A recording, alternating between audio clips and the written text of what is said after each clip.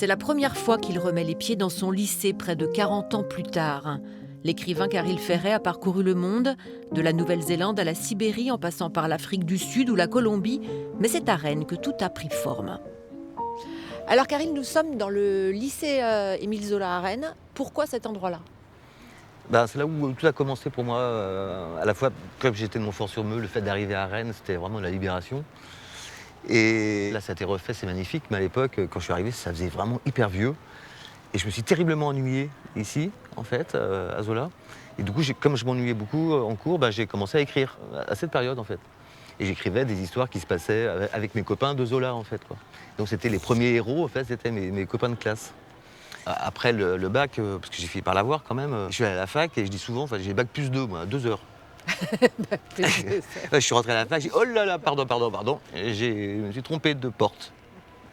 Et j'ai fait le tour du monde après, en fait. Et donc il y a un événement breton qui t'a marqué et dont tu veux nous parler. Le festival de Guéhenno, Elixir, où les Clash, enfin, passaient en Bretagne. Bonjour.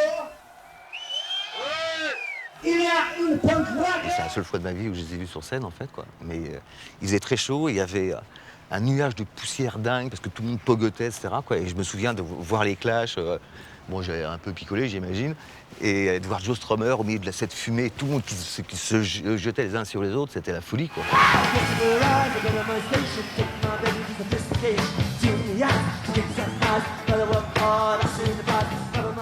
L'énergie de la ville est dans la jambe gauche de Joe Strummer, le chanteur, qui est toujours en train de battre furieusement le sol en chantant. Est-ce que les Clash, ça a une influence aussi dans l'écriture ?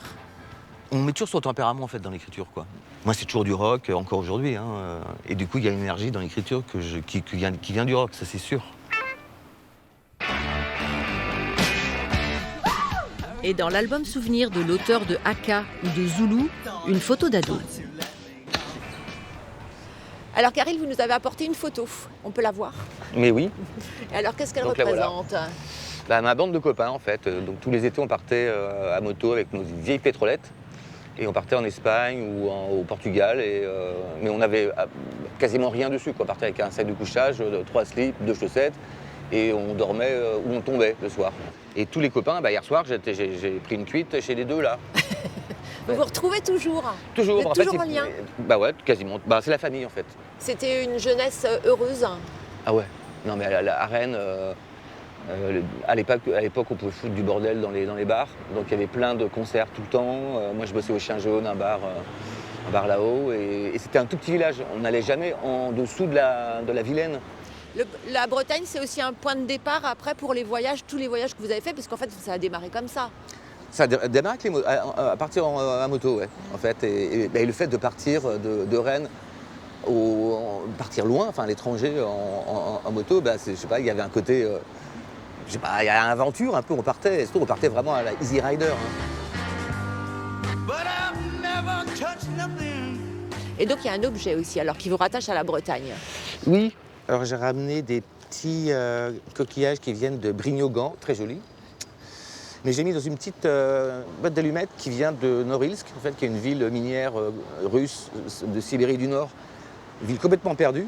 Et quand je suis arrivé à Norilsk pour écrire un site voyage, puis un roman, on a trouvé un bar, en fait, qui était une sorte de chalet qui ressemblait, mais exactement au Chien Jaune, le bar où je travaillais. Et enfin, en tout cas, les gens que j'ai rencontrés, c'était la même ambiance, hyper chaleureuse. Et les Sibériens nous ont dit, on n'a jamais vu des gens qui buvaient autant de vodka que vous.